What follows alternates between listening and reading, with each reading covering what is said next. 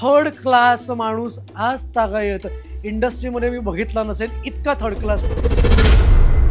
जनावराला सुद्धा तिकडे चांगली किंमत होती पण माणसाला किंमत नव्हती. सेटवरती येऊन वाटेल तसं शिव्या घालणार, लोकांना मारणार, हाडतूड करणार आणि प्रत्येकाला म्हणणार कोणी माझ्या आयुष्याचं वाकडं करू शकत नाही. कोणतरी एक बुवा आहे तुमच्या ओळखीमध्ये, त्या बुवाला सुद्धा आता अरेस्ट झालेली आहे. त्यामुळे तुमची नाटकं आहेत नाही फार काय चालणार नाहीत. पण ज्या व्यक्तीविषयी बोलतोय ना ती इंडस्ट्रीला लागलेली कीड आहे. तुम्ही प्रत्येक टेक्निशियनची वाट लावताय कारण की हा माणूस मारतो, नुसतं शिव्या नाही घालत, लाथा बुक्क्यानी मारतो. चॅनलला त्याने काय सांगितलं माहीत नाही, सडनली मला त्या सिरियलमधून काढून टाकण्यात आलं. शूटचे दिवस जे सांगितले होते 15-20 दिवस ते लागतच नव्हते. 2-3 दिवसांनी घर नाही चालत हो.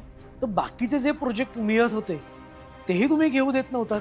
आमटीज म्हणून जर का त्यात डाळ नसेल आणि जर का त्यात पाणी तुम्ही दिलं तर हळद तिखट टाकून उलट्या व्हायला सुरुवात झाली. त्यानं आम्हाला वरून ऑर्डर आहे ते मग वगैरे घ्यायचं नाहीत, आर्टिस्टला लाडावून ठेवायचं ना, डोक्यावर बसवून ठेवायचं नाही. आम्ही आमचे मग देतोय, त्याच मगमधनं फक्त आम्हाला चहा द्या. टेक्निशियन येणार, किटलीमध्ये चहा भरून ठेवलेला असेल, चहा घ्यायचा, तो ग्लास धुवायचा, दुसरा टेक्निशियन येणार, त्याच ग्लासांमध्ये प्यायचे.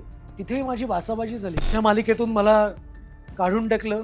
घरात जी काही रद्दी होती ती रद्दी विकली, त्याच्यातून भाजी आणली आणि तो दिवस कसा बसा तरी पुढे गेला. आयुष्यातली सगळी जी काही जमापुंजी होती सगळी परत संपली. 4 महिने नोकरीही केली 15,000च्या पगारावर.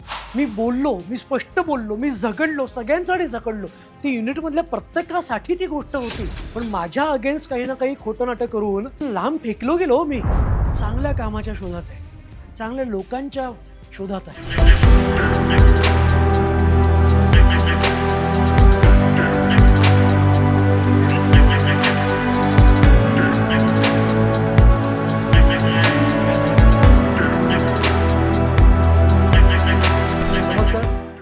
मी अभिनेता ओमकार कर्वे. आयुष्यात प्रत्येकाच्या ध्येय असते, माझ्याही आहे. आणि ते साध्य करण्यासाठी प्रत्येक माणूस हा झगडत असतो, त्याचा पाठलाग करत असतो. मीही पाठलाग करतोय आणि करतच आलेलो आहे. आज मी बिझनेस म्हणजेच माझे आज बँकवेट्स आहेत, कॅटरिंग आहे, नो डाऊट पार्टनरशिपमध्ये आहे. पण हे इतकं काही सहजासहजी झालेलं नाही आहे. आणि अजूनही फाईट करणं, अजूनही स्ट्रगल करणं हे सगळं काही चालूच आहे. पण हे सगळं करताना ह्याची सुरुवात कुठून झाली? माझे बाबा, त्यांना सोशल सर्व्हिस किंवा अभिनय क्षेत्र याची आवड होती. ते स्वतः एका शाळेमध्ये हेड क्लार्क होते आणि त्या शाळेतून एकांकिका ते घडवून आणायचे. मी परांजपे विद्यालयात होतो आणि तिथूनच माझी अभिनयाची सुरुवात झाली असं आपण म्हणू शकतो. बाबा गेले, मी पुण्याला शिफ्ट झालो माझ्या मावशीकडे आणि तिथे नूतन मराठी विद्यालय मुलांची शाळा झाली. कॉलेजमध्ये असताना विचार केला की आपण इंडियन नेव्ही जॉईन करावी. प्रयत्न सुरू झाले, अभ्यास त्याच्याशी निगडीत जो काही आहे तोही झाला सुरू. पण समहाऊ ती गोष्ट घडू शकली नाही काही कारणास्तव. अभ्यासात तेवढी हुशारी नव्हती. अभ्यास करायचो, नाही असं नाही, पण तेवढा नाही. आपण काय करू शकतो नेमकं? तर माझ्याकडे जमेची बाजू होती, ती म्हणजे अभिनय. आपण अभिनय क्षेत्रात यावं.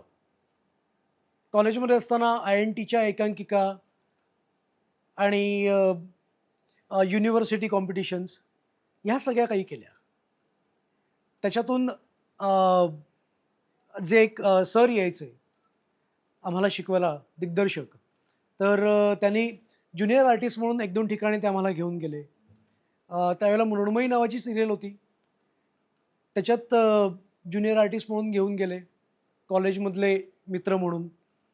तर तिथे थोडंफार जे काही काम होतं ते तिथल्या निर्मात्यांना आवडलं. त्यांनी विचारलं की आम्ही अशी एक सिरियल करतोय दिशा नावाची ETV मराठीला, तर तू करशील का? मी नाही म्हणायचा काही संबंधच नव्हता. मी हो म्हणालो त्याला. ती सिरियल झाली. नंतर काही एपिसोडमध्येच ती सिरियल बंदही पडली. परत स्ट्रगल परत सगळ्या त्या गोष्टी सुरू झाल्या.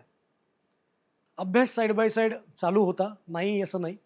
पण जितकं लक्ष अभिनयामध्ये होतं, तितकं अभ्यासात नव्हतं. मग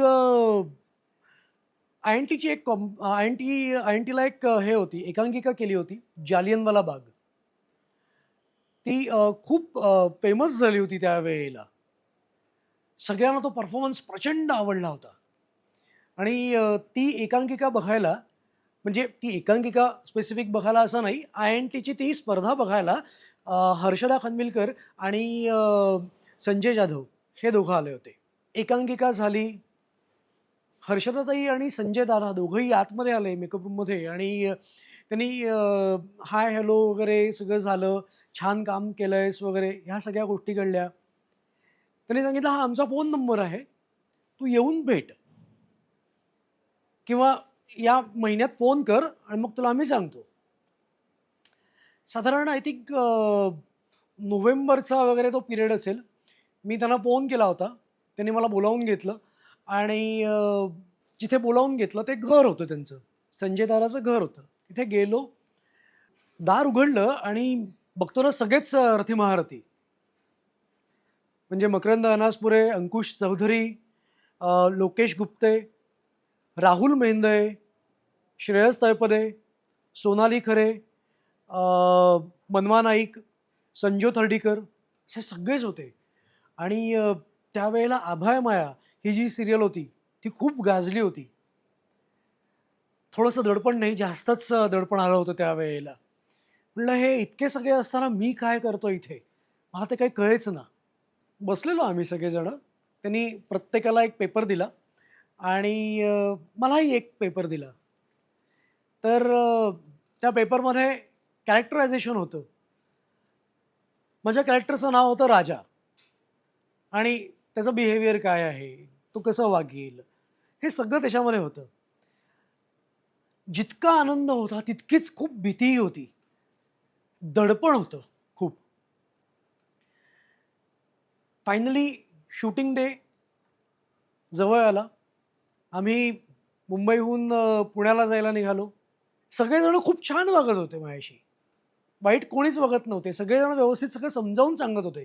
संजय तारा मला प्रत्येक सीन समजावून सांगत होता. हर्षदाताई समजावून सांगत होती. सगळेच समजावून सांगत होते. पण ते समहाऊ काही केलं तर दडपण जात नव्हतं. प्रेशर होतं एक वेगळंच मनावर, की मी करतोय ते बरोबर करतोय की नाही? सगळ्यांना आवडतंय की नाही? असं एक दडपण होतं. मला सगळ्या गोष्टी समजत होत्या, की सगळेजण माझ्याबरोबर आहेत. मला समजावण्याचा प्रयत्न करतात, मला समजून घेण्याचा प्रयत्न करतायत. पण समहाऊ ते माझ्याच्याने झालं नाही. त्यामुळे त्या मालिकेतला जो ट्रॅक आहे तो कमी झाला आणि मला परत एक माझ्या आयुष्याचा वेगळा स्ट्रगल तिथून परत सुरू झाला. त्याच्यानंतर अधुरी एक कहाणी ही सिरियल आहे, ती मला मिळाली. आशिष उबाळेसोबत चक्रव्यूह नावाची एक मालिका होती, ती केली. आणि आय थिंक साधारण त्यावेळेला कॉलेजचं लास्ट इयर झालं होतं. हो, म्हणजे टी-वाय झालेलं होतं कंप्लीट. सो आता पुढे काय? खूप महत्त्वाचा प्रश्न, की काम मिळालं पाहिजे. एक डेडलाईन असली पाहिजे. हे एकमेव माझ्याकडे आहे अभिनय क्षेत्र, की ज्यात मी माझा ठसा उमटवू शकतो.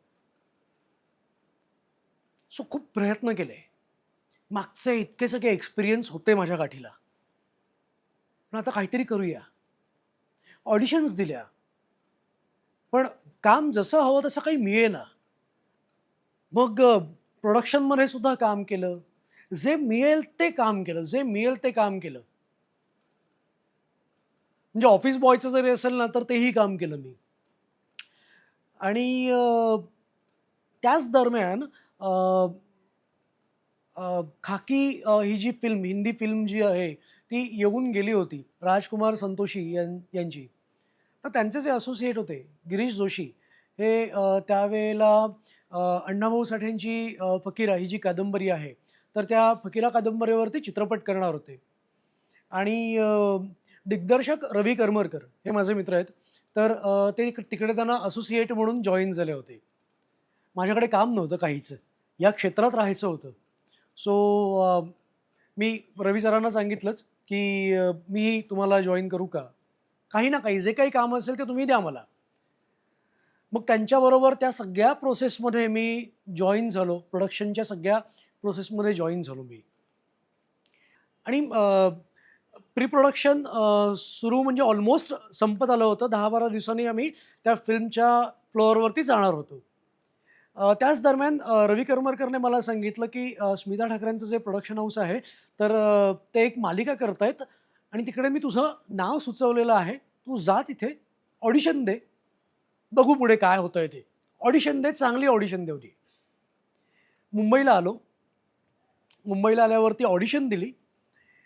ऑडिशन दिल्यावरती हार्डली 2 दिवस झाले असतील. 2 दिवसात मला प्रोडक्शनकडून कॉल आला, की तू फायनल झालायस आणि विश्वास किर्लोस्कर हे जे पात्र आहे वहिनीसाहेब या मालिकेतलं, जे मी साकारलं होतं. तर तो माझ्या आयुष्याचा सगळ्यात मोठा टर्निंग पॉइंट ठरला. आणि ज्या वेळेला मला हे पात्र मिळालं, हे कॅरेक्टर मला मिळालं, त्यावेळेला मनाशी एक खूणगाठ बनली होती, की ओमकार, आयुष्यात चान्स एकदाच मिळतो. तुला चान्स मिळून गेलेत आणि हा आयुष्यातला तुझा शेवटचा चान्स आहे. आत्ता जर का माती खाल्लीस, तर यापुढे तुझं काही होऊ शकत नाही. त्यामुळे आता करायचं म्हणजे करायचंच. खूप छान काम कर, न घाबरता, मन लावून काम कर. आणि मी माझ्याकडून त्या मालिकेमध्ये 100% नाही, 1000% जास्त मेहनत करून जास्त देण्याचा मी प्रयत्न केला. त्या मालिकेने मला खूप काही दिलं. खूप म्हणजे खूप काही दिलं.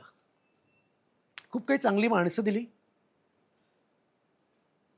एक 2 अनुभव सांगतो त्याच्यातले, की काही वर्षांनंतर मी एक मालिका करत होतो. कलर्स मराठीवरती 2011च्या दरम्यान. पण त्याच वेळेला हा घडलेला किस्सा आहे. आम्ही आय थिंक साकीनाक्याला एक लोकेशन आहे, तिथे आम्ही शूट करत होतो. आणि एक बाई आल्या आणि त्यांनी राणी कुणाजीला विचारलं, की ते ओंकार कर्वे आहेत, तर त्यांना भेटता येईल का? आम्ही त्यांच्याशी बोलू शकतो का? तर तिने सांगितलं, "हो, का नाही? तुम्ही डायरेक्टली जाऊन त्याला भेटा." नाही, पण ते काही बोलले वगैरे, तर त्यांना आवडलं नाही वगैरे. तिने सांगितलं, की "अहो, तसा नाही आहे. तुम्ही डायरेक्ट जाऊन भेटा. उलट तो खूप छान आहे." त्या बाई आल्या माझ्याकडे आणि त्यांनी मला अ, विचारपूस वगैरे त्यांनी माझी केली. मीही त्यांची विचारपूस केली आणि त्यांनी मला सांगितलं, की "मला ना तुमचा एक व्हिडिओ बाईट हवा होता." म्हटलं, "बरं, ठीक आहे, देतो. कशा संदर्भात हवा आहे?" त्यांनी सांगितलं, की अ, माझे ना आई-बाबा आहेत आणि माझे बाबा गेलेत. पण माझी आई ना कोमामध्ये आहे. तर तुमची ती मालिका होती ना, वहिनी साहेब, तेव्हापासून त्या दोघांना तुम्ही खूप आवडता. आणि असं झालंय, की त्यांच्या त्यांच्या रूममध्ये एक फ्रेम आहे, फोटो फ्रेम. त्या एका फोटो फ्रेममध्ये तुमचा फोटो आहे. तर तुम्ही अ, एक बाईट द्याल का? कारण काय व्हायचं ना, की त्यावेळेला त्या दोघांमध्ये भांडण झालं ना, की ते फोटो फ्रेम घ्यायचे आणि तुमच्याशी ते गप्पा मारायचे. त्यांच्या मनातल्या ज्या काही गोष्टी आहेत, तर त्या तुमच्याकडे व्यक्त करायचे. म्हटलं, "नक्की, का नाही? मी नक्की देईन." मी त्यांना तो बाईट दिला आणि त्यांचाही नंबर मी घेतला त्याच्यानंतर आणि काही दिवसांनंतर त्यांचा मला फोन आला, की मी माझ्या आईला तो हे व्हिडिओ जो आहे, तो मी ऐकवला. आई कोमामध्ये होती.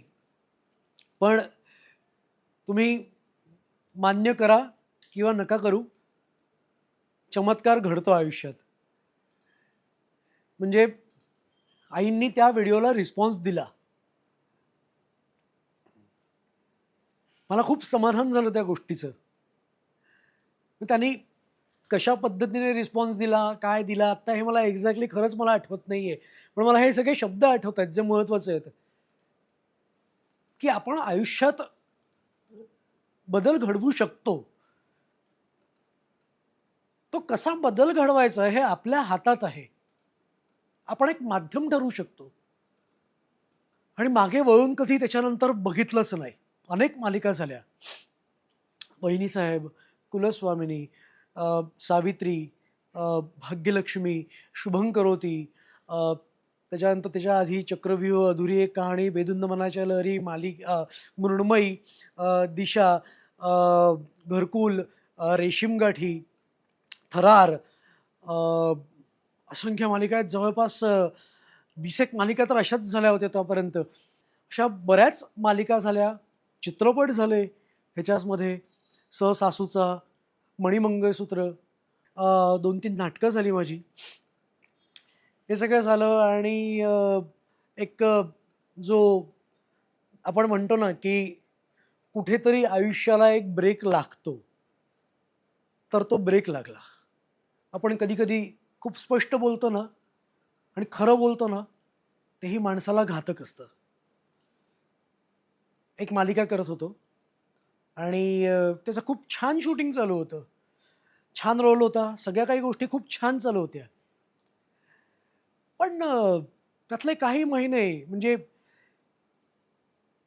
5-6 महिने असं काही घडलं, की अ, दिवसच भरत नव्हते. शूटचे दिवस जे सांगितले होते 15-20 दिवस ते लागतच नव्हते. 2, 3, 2-3 दिवसांनी घर नाही चालत हो. बरं हे कमी होतं, तर बाकीचे जे प्रोजेक्ट मिळत होते, तेही तुम्ही घेऊ देत नव्हतात. मग अशा कंडिशनमध्ये घर चालणार कसं? किचन रन होणार कसं? म्हणजे तुम्ही दुसरे प्रोजेक्ट करायचे नाहीत. तुम्ही तुमच्याकडच्या डेट्स आहेत त्याही तुम्ही देणार नाही. मग काम करायचं कसं? 2-3 दिवसांनी काय काय पर डे काय आणि काय महिन्याचा चेक येणार आहे तो? मग चिडचिड व्हायला सुरुवात झाली. आणि मग माझा कंट्रोल त्यावेळेला खूप सुटला. इतका सुटला ना, की मी भानावर नव्हतो त्यावेळेला. आणि स्पष्ट आणि खरं बोलणं हे ना बोचतं. तर ते बोचलं त्या लोकांना त्यावेळेला. म्हणलं तुम्हाला हाय लागेल या सगळ्या गोष्टींची. आणि त्यावेळेला खूप वाद झाले, खूप वाद झाले. म्हटलं असं नका करू. जर का तुमच्याकडे डेट्स नसतील, तुमच्याकडे जर का काही हातात नसतील, तुम्हाला गोष्टी आधी कळतात ना, तुम्हाला गोष्ट आधी मिळते पुढे काय घडणार आहे आणि काय नाही. तर मग तुम्ही आर्टिस्टला ब्लॉक करून 2-3 दिवस शूट करून पुढचे दिवस काय करायचं? 27-28 दिवस करायचं काय? माणसाने घरात बसून राहायचं. हे किती सगळ्यात मोठं फ्रस्ट्रेशन आहे आयुष्यातलं, की दुसरे प्रोजेक्ट येतायत पण तुम्ही करू शकत नाही आहात. बरं त्या दरम्यान फिल्म्स येत होत्या, नाटकं येत होती. तुम्ही तेही नाही करू देत. हे किती कठीण हे किती कठीण आहे आयुष्यात. असं जगणं, असं राहणं एखाद्या आर्टिस्टसाठी. त्यावेळेला माझे खूप वाद झाले, खूप वाद झाले. म्हणजे एक वाद तर असं झालं, की तो एक्स्ट्रीम होता. आणि मग जे व्हायचं ते झालं. बोलणं खटकतं ना माणसाला पण. खरं बोललं की खटकणारच. मग त्या मालिकेतून मला न सांगता काढून टाकलं आणि माझ्या जागी कोणाला दुसऱ्या आर्टिस्टला घेतलं. ठीक आहे. हे चक्र आहे. हे चक्र असंच चालू राहणार. आणि जी इथून सुरुवात झाली, कामच मिळेना. म्हणजे इतकी बिकट अवस्था झाली होती. वेगळं फ्रस्ट्रेशन आलं होतं एक. अजिबात काम मिळत नव्हतं. कुठेच काम मिळत नव्हतं. असं नाहीये की मी वाईट काम करतोय किंवा असं काही. कारण की आजपर्यंत मागच्या 10-15 वर्षांच्या काळामध्ये कामाच्या जोरावरच काम मिळत आलं. त्याच्यानंतर मी कधी ऑडिशन द्यायची वेळच नाही आली. पण अचानक 2015 नंतर जो काही सेटबॅक बसला, की कुठेच काही काम मिळेना. मग काय करायचं? मग मार्ग शोधायला सुरुवात झाली. प्रयत्न करत राहिलो. खूप सारे प्रयत्न करत राहिलो. स्वतःला काही वर्ष मागे नेऊन, परडे कमी करून तोही करण्याचा प्रयत्न केला. पण तरीसुद्धा काम मिळत नव्हतं. आणि मग ती वेळ आली फील्ड चेंज करण्याची. मग कुठलं फील्ड? काय फील्ड? काहीच काहीच सुचत नव्हतं. काहीच कळत नव्हतं. काय करायला पाहिजे आयुष्यात? मग मग ठरवलं की असं शांत बसून राहायचं नाही. पुढे जायचं. काही ना काहीतरी मार्ग काढायचा याच्यातून. सो त्याच दरम्यान अ, आपलं ऑर्गॅनिक फार्मिंग जे आहे, सो त्याची कल्पना डोक्यात आली. पण लगेच त्याची कल्पना जरी असली तरी ती सुरुवात लगेच होणं शक्य नव्हतं. मग माझे एक ओळखीतले आहेत त्यांना बरोबर घेतलं आणि ते जॉब करून संध्याकाळच्या वेळेला माझ्याकडे यायचे. मग मी त्यांना स्कूटरवरून घेऊन शेताकडे न्यायचो. संध्याकाळी ती शेती केली. अशी 3 महिने शेती केली. जवळपास त्या शेतीमध्ये जी काही माझ्याकडे इन्व्हेस्टमेंट होती, जो काही पैसा होता 10-15 लाख रुपये कमवलेला, तो सगळा पैसा मी ओतला त्याच्यामध्ये. कंप्लीट म्हणजे हायब्रिड अशी म्हणजे एक टेक्नॉलॉजी असलेली अशी एक ती शेती होती. सगळ्या गोष्टी, सगळ्या मशिनरीज वगैरे सगळ्या काही गोष्टी तिकडे मी आणून तिकडे ठेवलेल्या होत्या आणि त्या पद्धतीने मी शेती करत होतो. आणि जवळपास त्याच्यामध्ये खूप भाज्या, खूप छान पीक यायला सुरुवात झाली होती. म्हणजे टोमॅटो तर म्हणा प्रत्येक हॉटेलला जात होता. छान शेतीला सुरुवात झाली, ऑर्डर्स यायला सुरुवात झाली. अ, मुंबईतही मी ऑर्डर्स घेत होतो. माझी ॲक्टिवा होती. ॲक्टिवावरती सकाळी 5 वाजता तिकडनं नाशिकवरून निघायचं. 2 ट्रे पाठीमागे, 1 ट्रे पुढे आणि काही पिशव्या बाजूला.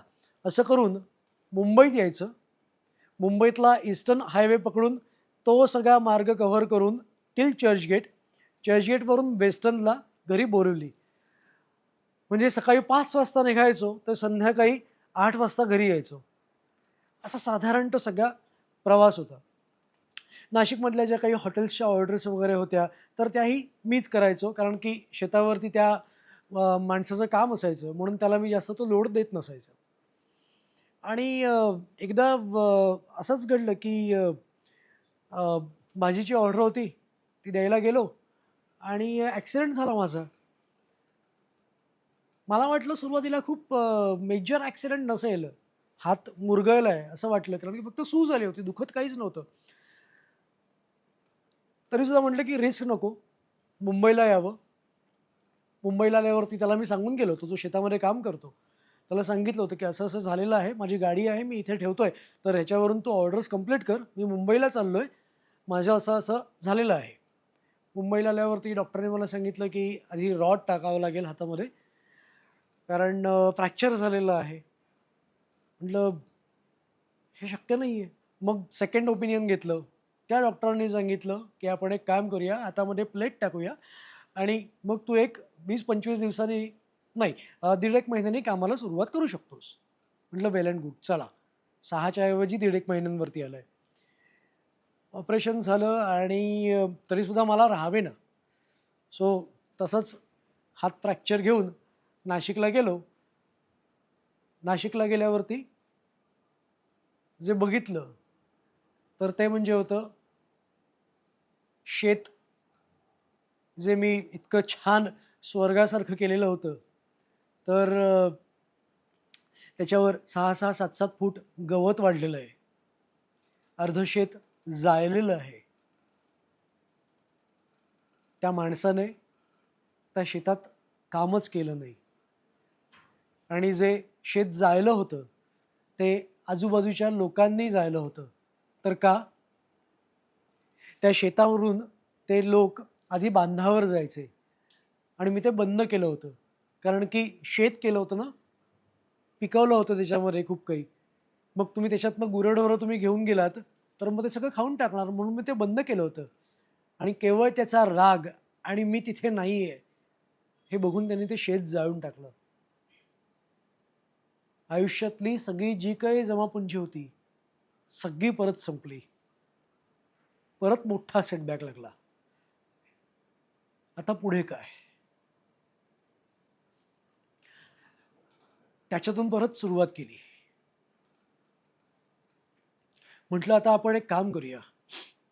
परत हळद, ज्वारी जे आपले प्रोडक्ट्स आहेत ती विकायला सुरुवात करू. त्याच्या सोबतीने पिठं द्यायला सुरुवात करू. हे सगळं चालू होतंच. पैसे काही फार मिळत नव्हते. 2 वेळेचं अन्न घरात शिजेल इतकंच काय ते मिळत होतं. आणि अचानक लॉकडाऊन लागला. लॉकडाऊन लागल्यावरती सगळ्यांचंच जे झालं तेच माझ्या बाबतीतही झालं. सगळंच थांबून गेलं. आता काय करायचं? पैसे सगळे संपले होते. आयुष्यातला एक दिवस असा आला होता की पैसेच नाही आहेत. म्हणजे खाली उतरून काही भाजीपाला आणायचा असेल तर त्याच्यासाठी सुद्धा पैसे नाही आहेत. असा तो एक दिवस आला. घरात जी काही रद्दी होती ती रद्दी विकली. त्याच्यातून जे काही थोडेफार 30-40 रुपये वगैरे जे काही आले त्याच्यातून भाजी आणली आणि तो दिवस कसा बसा तरी पुढे गेला. आणि 1-2 नातेवाईक आहेत त्यांच्याकडे पैसे मागितले. त्यांनी मला मदत केली. आणि त्यावेळेला एक हे झालं की माझे एक मित्र आहेत तर त्यांचा आंब्याचा बिझनेस आहे. सो त्यांना म्हटलं की मी तुमच्या आंब्याच्या पेट्या विकायला मदत करू का तुम्हाला? म्हणजे मी पण ऑर्डर्स घेऊ का? म्हणाले घे. त्याच्यावर तुला मी एवढ्या एवढ्या रुपये आहेत ते मी देईन प्रत्येक पेटीवर. म्हटलं ठीक आहे चला. परत सुरुवात झाली. जे काही कॉन्टॅक्ट होते त्या सगळ्यांना कॉन्टॅक्ट करायला सुरुवात केली की मी आंब्याचा बिझनेस सुरू केलेला आहे आणि तुम्हाला घरपोच ऑर्डर मिळेल. घरपोच तुम्हाला मी डिलिव्हरी देईन. कारण की त्यावेळेला फक्त इसेन्शियल्स जे होते त्यांनाच फक्त परमिशन होती घरी जाऊन ऑर्डर्स वगैरे द्यायची. सो तो काय एक थोडाफार बेनिफिट मिळाला तो. पूर्ण मुंबई पालथी घालून त्या पेट्या विकायचो. म्हणजे Borivali to Kharghar, Borivali to Virar, Borivali to Churchgate. हार मानणं हे कधी नव्हतंच. आलेल्या प्रसंगाला तोंड देऊन पुढे जाणं हे महत्वाचं आहे आणि हे प्रत्येकाने शिकलं पाहिजे. कोविडचा तो सगळा पिरियड तसा सगळा संपत गेला आणि एक मालिका मिळाली त्याच दरम्यान. आणि त्याचं शूटिंग साताऱ्यामध्ये होतं. कारण की ज्यांना कोविड नाही आहे त्यांना शूट करायची परमिशन दिलेली होती. पण मुंबईत शूटिंग त्याचं फार होत नव्हतं त्या काळामध्ये. साताऱ्यामध्ये शूट चालू होतं. तिकडे शूट छान सुरू झालं, नाही असं नाही. पण काही प्रोडक्शन्स जी असतात ना तर पैसे कुठे वाचवता येतील जास्तीत जास्त ह्याच्याकडे लक्ष द्यायला त्यांनी सुरुवात केली. का कदाचित त्यांची टेंडन्सीच असावी आधीपासूनची. प्रोडक्शनमध्ये काम करणारी माणसं ही शिकलेली नकोत का? ही एक्सपिरियन्स नकोत का? कोणीतरी एक प्रोडक्शन मॅनेजर जो असतो तो तरी कमीत कमी व्यवस्थित असावा. त्याला महत्त्वाची जी गोष्ट आहे त्याला ती माहीत असायला हवी. तुम्ही जर का प्रोडक्शनमधला प्रत्येक माणूस तुमची युनिव्हर्सिटी आहे असं समजून जर का तुम्ही त्याला तिथे आणलं आणि एक एक गोष्ट शिकवायला लागलात तर कसं होईल हो? त्याच्यानंतर तिकडे जेवणाचे हाल व्हायला सुरुवात झाली. टेक्निशियन तिकडे जे होते ते जेवेनासे झाले. बाहेर तिथे जे काही एका गावामध्ये आम्ही शूट करायचो तिथे बाहेर जे काही मिळेल तिथे ते जेवायला सुरुवात केली त्यांनी. कारण की ते जेवण यायचं त्याच्याने लोकांना लोकांचं पोट बिघडायचं, उलट्या व्हायला सुरुवात झाली, त्यानं त्रास व्हायला सुरुवात झाली. मला हे बघवलं नाही वैयक्तिक स्वतःला, बाकीच्यांचं मला माहीत नाही. पण माझं ऑलवेज एक म्हणणं असतं, तुम्ही जेवायला ना 4 गोष्टी द्या. आमटी, भाजी, पोळी, भात. फापट पसारा नका मांडू. पण ज्या 4 गोष्टी आहेत ना, 4 जे पदार्थ आहेत, ते नीट द्या तुम्ही. आमटीच म्हणून जर का त्यात डाळ नसेल आणि जर का त्यात पाणी तुम्ही दिलंत, हळद तिखट टाकून, तर त्याला अर्थ नाही ना हो. लोकांचे हाल करून तुम्ही आयुष्यात जर का तुम्ही पैसा कमवला ना, तर तो तुम्हाला नाही लागणार. तिथेही माझी बाचाबाची झाली, खूप बाचाबाची झाली, की तुम्ही युनिव्हर्सिटी ओपन केल्यासारखं इकडे लोकांना शिकायला पाठवू नका. कोणीतरी एक महत्त्वाचा माणूस, डिपार्टमेंटचा हेड जो आहे, तो तरी एक्सपिरियन्स असायला हवा. प्रत्येकाला शिकलंच पाहिजे, मी नाही म्हणत नाहीये. नवखा जरी असेल ना, तरी त्याला तुम्ही तिकडे घ्या, जॉइन करा. पण जो एक्सपिरियन्स माणूस असेल ना, त्याच्या अंडर त्याला ठेवा, की जो सांगेल व्यवस्थित, तो त्याला गाईड करेल. इथे काही कोणाला व्हिजनच नव्हतं. कोणाला काही विचारलं तर मला अजून माहीत नाही. माहीत नाही हे कसं करायचं, माहीत नाही ते कसं करायचं. मग तुम्हाला माहीत नाहीये तर मग नका ठेवू अशा माणसांना. मी हार्डली तिकडे 15 दिवसच शूट केलं असेल आणि त्याच्यानंतर मीच त्यांना सांगितलं, की मला नाही झेपणार हे. मला अशा पद्धतीने काम करायला नाही आवडत. मी खूप प्रोडक्शन फ्रेंडली आहे. उगाच सगळ्यांना असं वाटत असतं, की ओमकारला इगो आहे, ओमकारला ॲटिट्यूड आहे, ओमकार चिडतो. ओमकार उगाच नाही चिडत. मी प्रत्येक गोष्टीमध्ये इन्व्हॉल्वमेंट नसते माझी. पण डोळ्यांना जर का दिसत असेल, की मी जिथे काम करतोय तिथली लोकं त्रासलेली आहेत, पण व्यक्त होत नाहीयेत, मग तिथे मला बोलल्याशिवाय राहता येत नाही. खूप चांगली प्रोडक्शन हाऊसेसही आहेत, ज्यांच्याकडून खूप चांगलं शिकता येईल. कॅम्प्स क्लब आहे, आयरिस आहे, टेलाटेल आहे.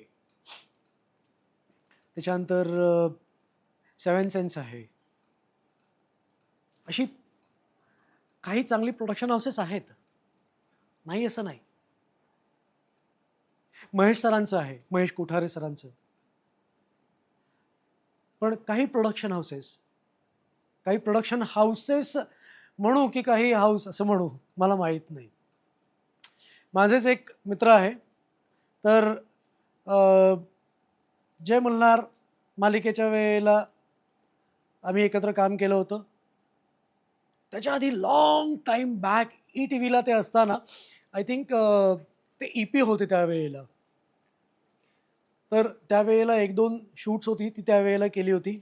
आय थिंक 2009 और 10 त्यावेळेला त्यांच्याबरोबर काम करण्याचा योग आला होता. त्याच्यानंतर डायरेक्ट 2016 आणि आत्ता लेटेस्ट मागच्या 2-1 वर्षांपूर्वी त्यांच्याबरोबर मी एका मालिकेत काम केलं. आणि सुरुवातीला असं वाटलं, की छान काम होईल, सगळं काही छान असेल. पण जी कंडिशन आधी बघितली होती, जी वर्स्ट कंडिशन आधी बघितली होती, त्याच्यापेक्षाही वर्स्ट, म्हणजे इतकी वर्स्ट, थर्ड क्लास माणूस आज तागायत इंडस्ट्रीमध्ये मी बघितला नसेल, इतका थर्ड क्लास माणूस. जनावराला सुद्धा तिकडेच चांगली किंमत होती, पण माणसाला किंमत नव्हती. हे स्टेटमेंट मी माझ्या एका फेसबुकच्या पोस्टवरून मी केलेलं आहे. आणि ते त्याला इतकं बोचलं, की चॅनलला त्याने काय सांगितलं माहीत नाही. सडनली मला त्या सिरियलमधून काढून टाकण्यात आलं. माझ्याबरोबर झालेला एक किस्सा मी सांगतो. म्हणजे खूप खूप क्षुल्लक गोष्ट आहे ती. बाथरूममध्ये एक येल्लो कलरचा लाईट होता. हं. पण तो इतका डीम होता की त्याच्यामुळे अंधारच होता जास्तीत जास्त. सो मी प्रोडक्शनला सांगितलं, प्रोडक्शन मॅनेजर जो होता त्याला सांगितलं की मी पैसे देतो. एक पांढरा उजेड पडेल असा लाईट बल्ब घेऊन ये.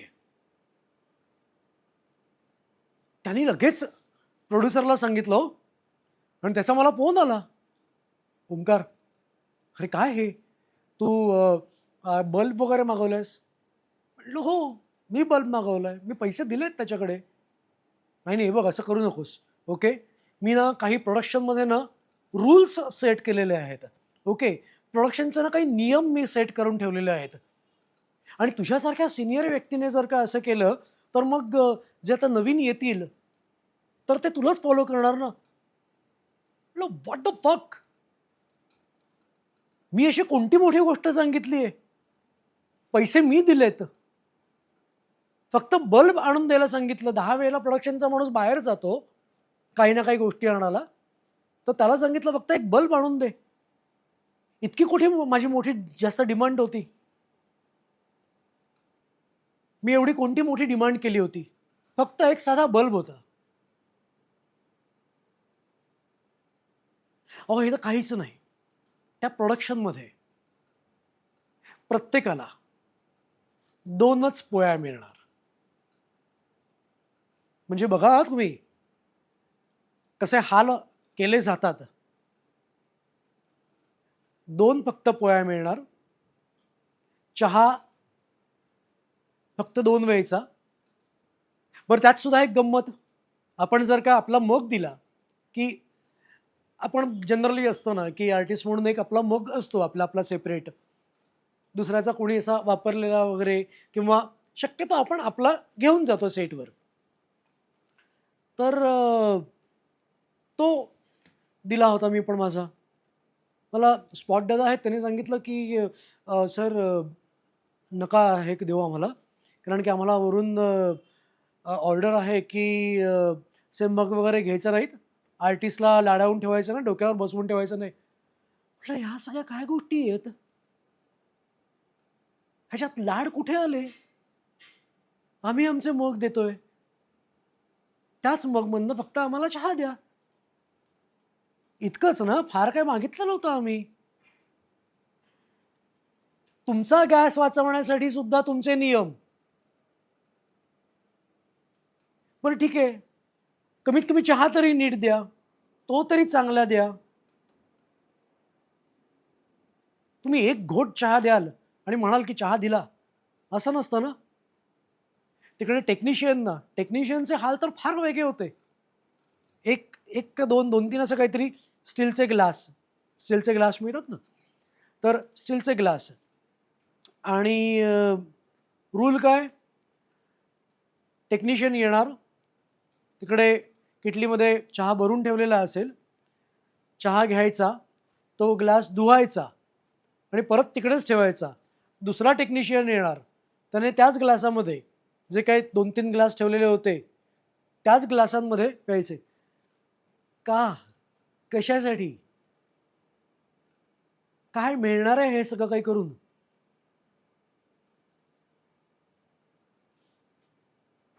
बरं, प्रोड्युसरच क्रिएटिव्ह, प्रोड्युसरच रायटर, प्रोड्युसरच कॉस्ट्युम डिझायनर, प्रोड्युसरच सर्वे सर्वा, प्रोड्युसरच स्क्रीन प्ले रायटर, प्रोड्युसरच डायलॉग रायटर, सगळं काही मी.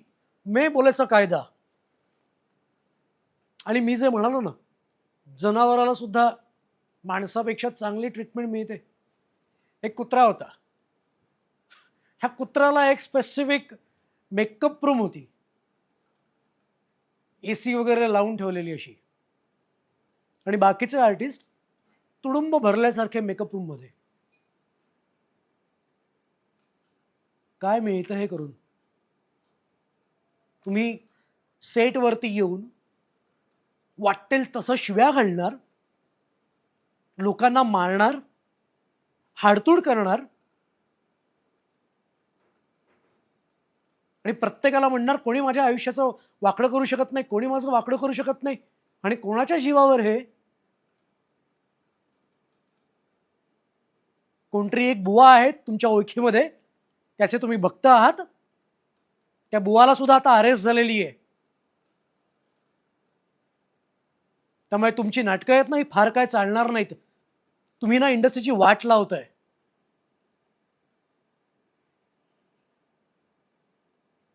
तुम्ही प्रत्येक टेक्निशियनची वाट लावताय. आणि या लोकांना काम मिळतं ना, इथेच प्रॉब्लेम आहे.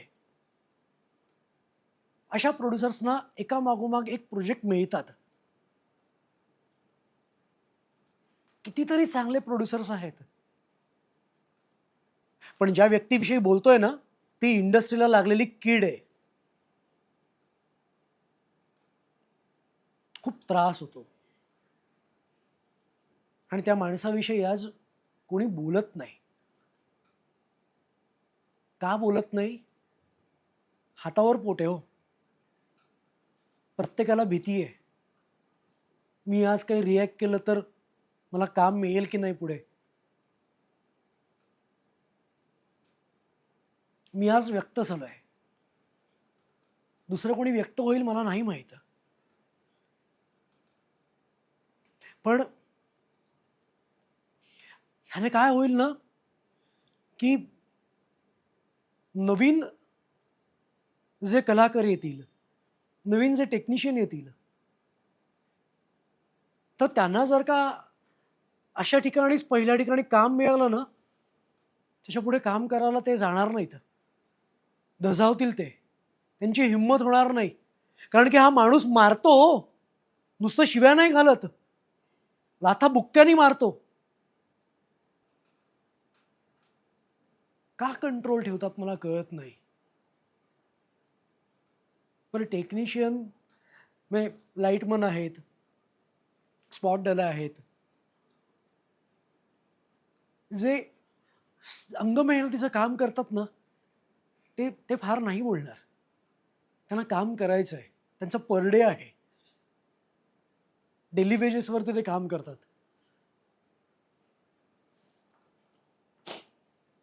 पण जे एक्सपिरियन्स कलाकार आहेत त्यांनी तरी बोललं पाहिजे ना. मला तरी असं वैयक्तिक वाटतं की हा कधी ना कधीतरी असा आवाज उठवलाच पाहिजे कोणी ना कोणीतरी. कमी पैशामध्ये वाटेल तसं काम करून घ्यायचं, ही तर सवय लागलेली आहे. आणि कोविड नंतर तर कारण मिळालंय. आम्ही काम करायला तयार आहोत, नाही असं नाही. म्हणजे मी आत्ताच्या घडीला जे काही काम करतोय ना, ते शांत मनासारखं काम करतोय. जे काही काम करतोय ते मी आनंदी आहे, नाही असं नाही. मी तर उलट सांगत असतो की माझ्याकडे ना महिन्यातले 60 दिवस आहेत, माझे 60 दिवस लावा. इतकं मला काम करायला आवडतं. मी 24 तास काम करू शकतो. 30 दिवस 30 रात्र असे माझे ते 60 दिवस. प्रत्येक जण रेडी असतो करायला. प्रत्येकाला कामच करायचं असतं, त्याच्यासाठी आलेला असतो. त्याला खूप चांगलं द्यायचं असतं, त्याला खूप चांगल्या गोष्टी प्रेझेंट करायच्या असतात. पण ही अशी काही जी माणसं आहेत ना इंडस्ट्रीमध्ये, ती खरंच कीड आहे. त्यांना बाहेर कुठेतरी काढलं पाहिजे. आयुष्यातले इतके सगळे चढ उतार बघितल्यानंतर आई मला सांगायची, ओंकार ह्यांना जाऊन भेट, त्यांना जाऊन भेट. साधारण आत्ता 2-1 वर्षांपूर्वी परत सेटबॅक असा छोटासा आलाच होता. त्याच्यात मी 4 महिने नोकरीही केली 15,000च्या पगारावर.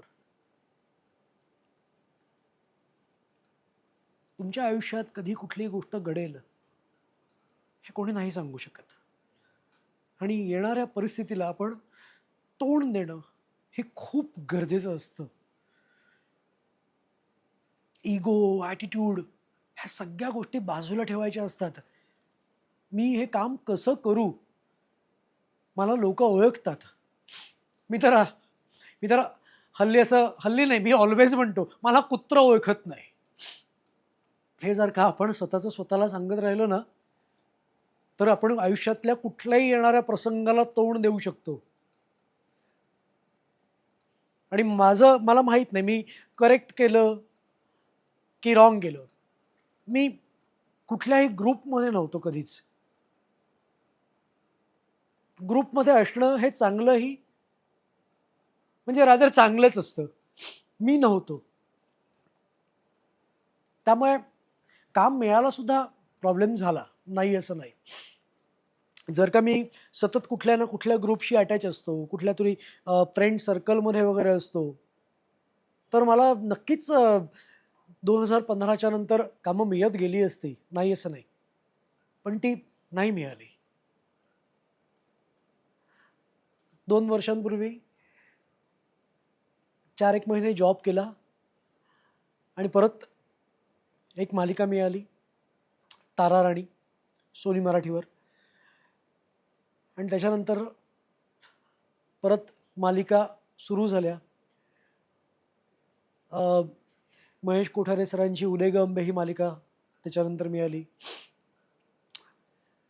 जय मल्हार ही एक मालिका होऊन गेली, ज्यात मी हेगडी प्रधान यांचा रोल केला होता. ती एक मोठी मालिका होती माझ्यासाठी. आणि आत्ता मागचे एक सव्वा वर्ष आय थिंक काही करू शकलो नाही, कारण माझ्या आईची तब्येत ठीक नव्हती आणि तिला 4th स्टेज कॅन्सर झाला आणि ती त्यात गेली आत्ता नोव्हेंबरमध्ये. या सगळ्या ह्याच्यातनं मी अजून काही गोष्टी सांगण्याचा प्रयत्न करेन की माझ्या इंडस्ट्रीशी निगडीत असो किंवा नसो,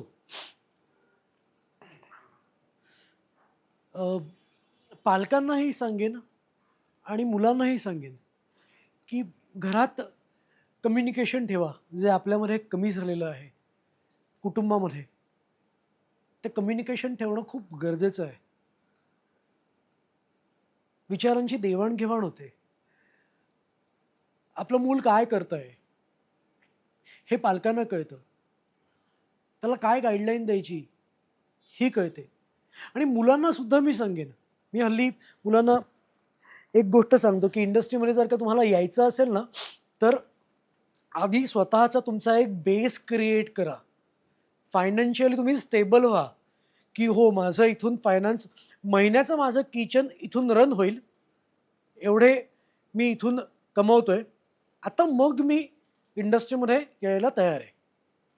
हा बेस झाल्याशिवाय येऊ नका. हे खूप कसं आहे ना की माझा एक मित्र आहे.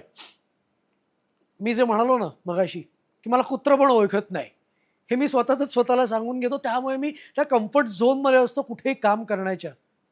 पण माझ्या ओळखीमध्ये एक आहे, त्यांनी हार्डली छोटे मोठे 2-3 रोल केले असतील. त्याच्या एरियामध्ये तो फेमस आहे. त्याला सांगितलं, अरे तुझं लग्न झालंय, तुला मूल आहे, तुला काहीतरी करावं लागेल, तुझा सोर्स ऑफ इन्कम वाढवावा लागेल, तू जॉब कर, ते करून मग साईड बाय साईड कर. नाही ना रे, बघितलं ना, लोक ओळखतात रे, नाही करू शकत. अरे घंटा तुम्हाला लोक ओळखत नाहीत. जेव्हा स्वतःवरती येतं ना, त्यावेळेला कोणी माणूस तुमच्या मदतीला येत नसतो. फार मोजके असतात येणारे. आणि जर का ते आले ना तुमच्या मदतीला, तर ती जी काही मदत असेल ना, कामासाठी म्हणा किंवा जॉबसाठी म्हणा, तर ती करून घ्या, ती वेळ मारून न्या. ती वेळ मारून नेणं ना फार महत्त्वाचं असतं. आणि जर का तुम्ही ते नाही केलंत ना, तर मग आयुष्यात मागे जात राहाल. कुठलंही काम करायला लाजू नका, हे माझं प्रत्येक वेळेला म्हणणं असतं.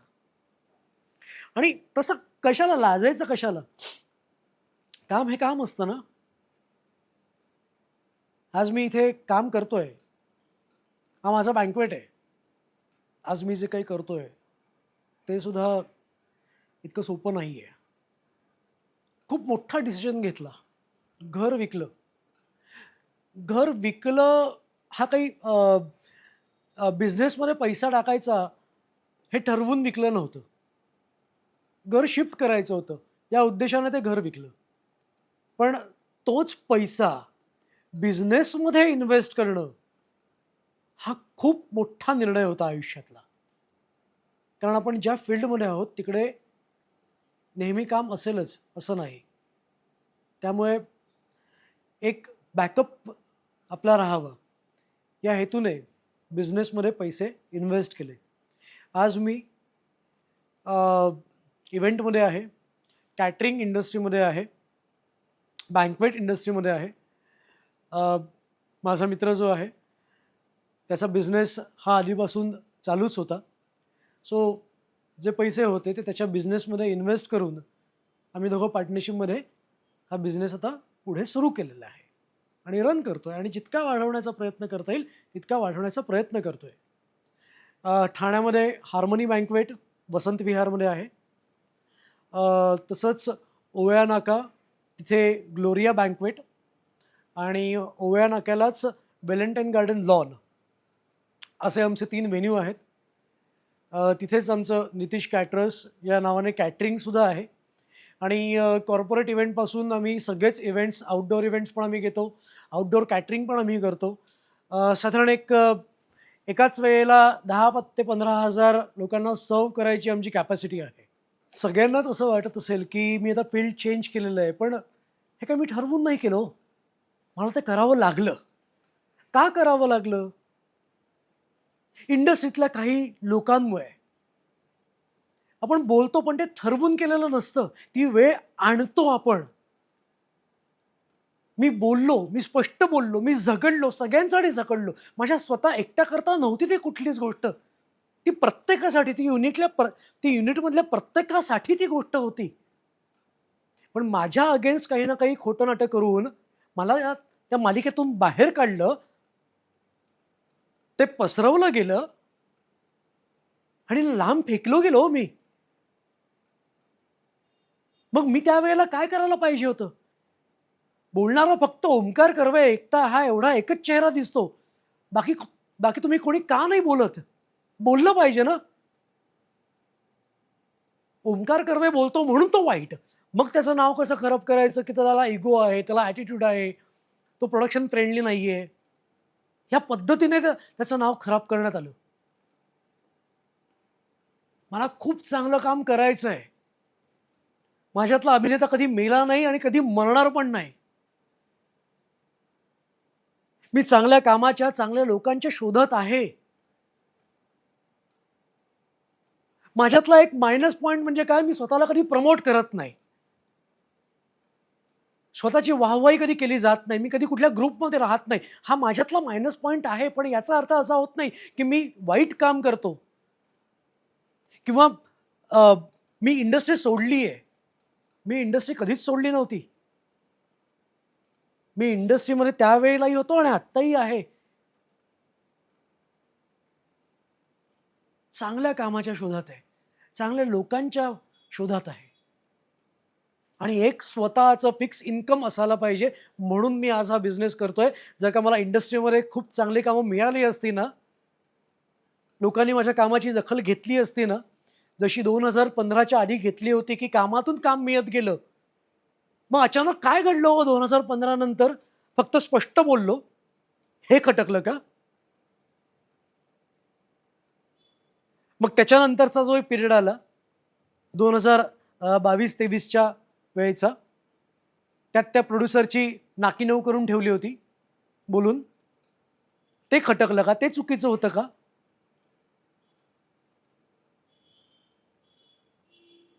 याचा अर्थ असा नाही ना की मी इंडस्ट्रीत नाहीये.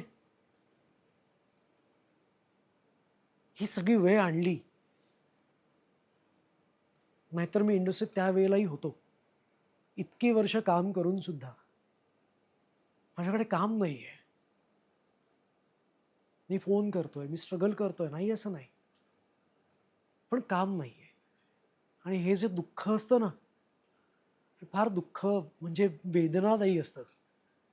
ते शब्दात न मांडता येण्यासारखे आहेत. म्हणजे आपण जे बऱ्याच वेळेला म्हणतो ना की प्रौढ कलाकार त्यांच्याकडे आज काम नाहीये. त्यांना काम हवंय, ते इच्छुक आहेत काम करायला, पण त्यांना काम नाहीये. त्यांची काय अवस्था असेल ना, ही समजू शकतो त्यावेळेला. असे अनेक किस्से आहेत हो.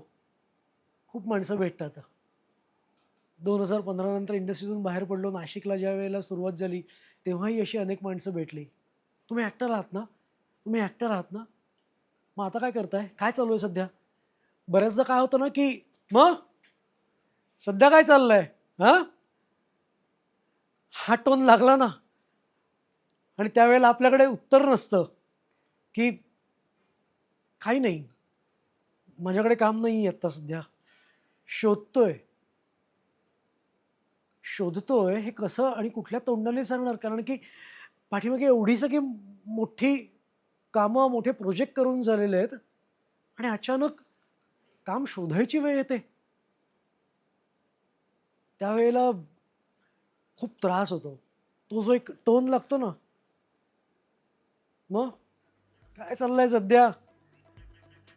काय नाही, चाललंय. हे खूप त्रासदायक आहे.